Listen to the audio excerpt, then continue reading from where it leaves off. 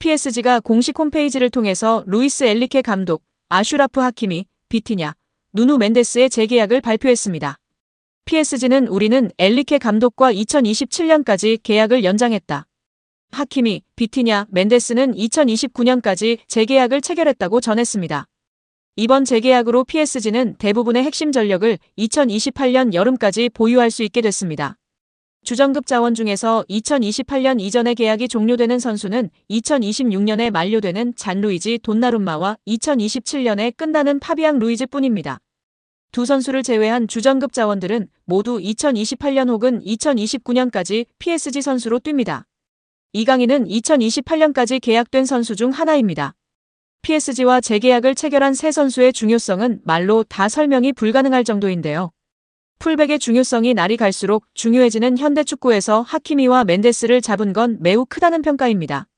하키미는 지난 시즌부터 유럽 최고의 풀백으로 인정받고 있으며 멘데스는 부상을 털고 돌아와 PSG의 왼쪽을 탄탄하게 지켜주고 있습니다. 핵심 미드필더인 비티냐도 마찬가지인데요.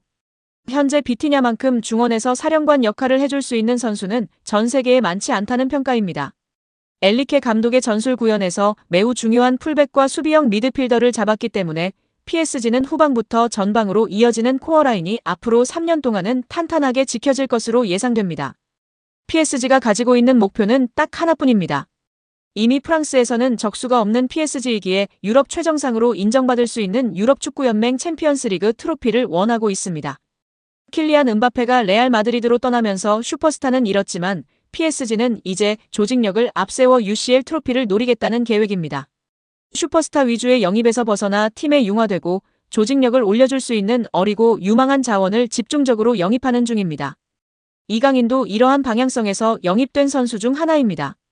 핵심 자원들을 모두 붙잡았기 때문에 당분간 PSG는 전력 유출에 대해서 크게 걱정할 거리가 사라졌습니다. B클럽들에게 있어서 핵심 선수 지키기는 매우 스트레스 받는 작업 중 하나지만 PSG는 전력 보강에만 집중할 수 있는 환경을 마련한 셈인데요. 엔리케 감독의 힘을 실어주기 위해서 2027년까지 재계약한 것도 이러한 방향성의 일환입니다. PSG는 여전히 스트라이커 자원이 약하다는 평가를 받지만 엔리케 감독은 제로톱 전술로 밀고 가는 중입니다. 최근에 우스망 덴벨레가 새로운 역할에서 기량이 터지면서 PSG의 걱정을 덜어주고 있습니다. 이강인과 함께 UCL 트로피를 노리려는 PSG의 계획이 차근차근 진행 중입니다. 한 시대를 풍미했던 축구의 신, 화려한 드리블의 대명사, 축구 왕제, 외계인 등으로 불렸던 호나우지뉴가 존경하고 스승이라고 칭하는 레전드가 있습니다. 파리 생제르맹 출신인데요. 그 레전드 선수가 이강인 선수에 대해 발언하며 화제가 되었습니다. 최근 축구 커뮤니티에서 다시금 재조명되며 화제인데요. 자세한 내용 살펴보겠습니다. 이강인은 매력적으로 축구하는 훌륭한 선수입니다. 파리 생제르맹의 리빙 레전드 JJ 오코차는 소속팀 후배가 된 이강인 얘기에 이렇게 말했습니다. 오코차는 PSG 구단이 최근 서울 압구정동의 플래그십 스토어 출시를 결정하면서 홍보대사 성격으로 한국 땅을 밟았습니다. 그는 스포츠서울을 비롯해 취재진과 만난 자리에서 이강인과 관련한 얘기에 반가워했는데요. 구단 역사가 담긴 여러 기념품이 놓인 플래그십 스토어에서 가장 인기를 끄는 건 한글로 새겨진 이강인의 유니폼입니다. 그는 이 얘기에 부럽다. 내가 선수일 때 이런 유니폼이 나왔으면 많이 팔렸을 것 같다면서 팀이 선수를 가족 일원처럼 느끼도록 얼마나 다가가는지를 보여주고 있다고 이야기했습니다. 그러면서 이강인은 정말 훌륭한 선수이다. 매력적으로 축구를 한다. 그는 마음에서 우러나오는 축구를 한다. 팀에 큰 도움이 되고 팬이 좋아한다. 아직 어리기 때문에 성장 가능성이 크다고 극찬했습니다. 오코차는 1990년대 중반 나이지리아 황금기를 이끌었습니다. 1998년부터 2002년까지 PSG 최고의 테크니션으로 불렸습니다. 4시즌간 84경기를 뛰면서 23골을 기록, 공격진을 이끌었습니다. 1998년 파리 생제르맹에 입단할 당시 1,400만 파운드 236억 9천만 원으로 아프리카 선수 최고 몸값을 기록하기도 했습니다.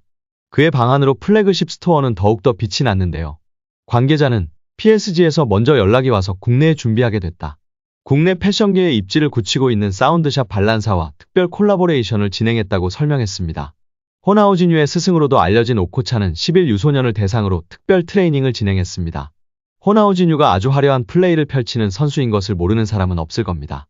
하지만 호나우지뉴는 브라질 리그 때만 해도 우리가 생각할 정도로 개인기를 화려하게 펼치는 선수는 아니었는데요. 그의 플레이의 변화의 계기를 맞이하게 된 때는 프랑스의 명가 PSG에 합류한 이후부터입니다. 첫 훈련 세션에 들어간 호나우지뉴는 나이지리아의 흑보석 오코차의 플레이를 보고 푹 빠지게 됩니다. 다양한 개인기를 펼쳐 4명을 제치는 모습을 보는 순간 나는 그의 플레이에 매료될 수밖에 없었다. 오코차는 본능이 아닌 계산된 개인기를 펼쳤다라며 선배를 치켜세웠습니다. 그리고 첫 훈련이 끝나고 호나우지뉴는 곧 바로 오코차에게 가서 몇몇 개인기를 알려달라 했고 자신의 플레이 스타일에 큰 변화를 주기로 마음을 먹었다고 밝혔습니다. 그리고 오코차는 사이드 지역에서 중앙 지역에서 상황별로 쓸 수 있는 개인기를 체계적으로 가르쳐줬고 그리고 지금의 화려한 호나우지뉴가 탄생하게 됐습니다. 만약 호나우지뉴가 오코차를 만나지 못했다면 우리가 아는 외계인은 탄생하지 않았을 것이라는 프랑스 매체의 보도가 화제가 되기도 했습니다. 레전드로 거듭나기 전 오코차도 축구 스타를 동경하면서 성장했습니다. 동기부여를 심어주는 데 집중했습니다. 그는 어린 선수에게 영감과 동기부여를 주려고 했다. 존경하는 선수가 있다는 건 좋은 일이다. 그런 선수처럼 되기 위한 과정 속에서 도전과 동기부여를 품을 수 있기 때문이라고 했습니다. 오코차는 세계적인 명문 클럽인 PSG에 대한 자부심도 보였습니다. 그는 PSG는 팀에 대한 소속감 그 이상의 가치를 만들어낸다. 난 오래전에 은퇴했지만 여전히 PSG 일원으로 있다. PSG는 선수의 현재와 미래를 위해 끊임없이 노력한다. 이런 게 팀의 전형적인 모습이라고 생각한다고 힘줘 말했습니다. 또 한국 방문은 처음인데 큰 환대와 열정을 보여줘 감사하다면서 다음엔 혼자 놀러와서 더 많은 것을 보고 싶다고 웃었습니다. 토트넘에서 챔피언십 퀸즈파크 레인저스로 임대를 떠난 양민혁이 손흥민과 이강인에게 고마움을 표시해 관심을 모았습니다. 영국 TVR 풋볼은 유튜브 채널 슈퍼러브를 인용 양민혁이 QPR로 임대를 가기 전 손흥민에게 받은 조언을 이야기했다고 전했습니다. 양민혁은 슈퍼러브를 통해 흥민이 형과는 당연히 같은 팀에서 같이 생활했다.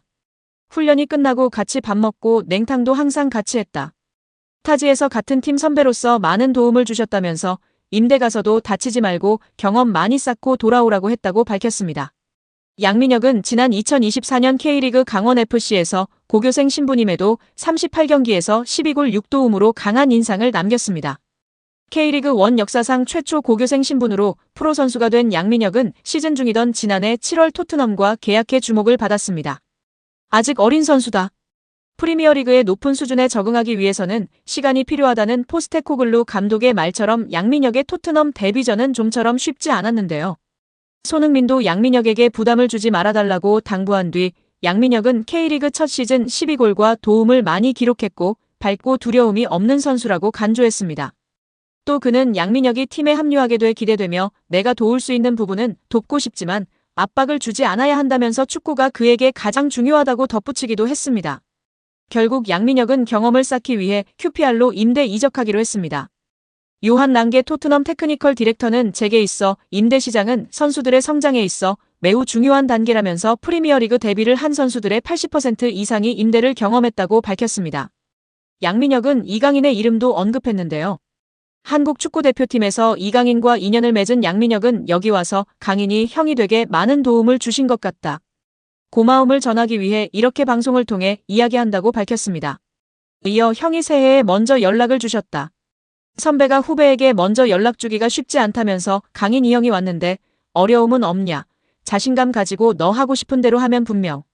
내가 좋은 위치에 원하는 위치에 갈 수 있다 등의 조언을 많이 해줬다고 마워했습니다. 양민혁은 국가대표팀에서 잠깐 봤는데도 기억해주고 정말 잘 챙겨줘서 너무 감사하다고 덧붙여 이강인에 대한 감사도 잊지 않았습니다.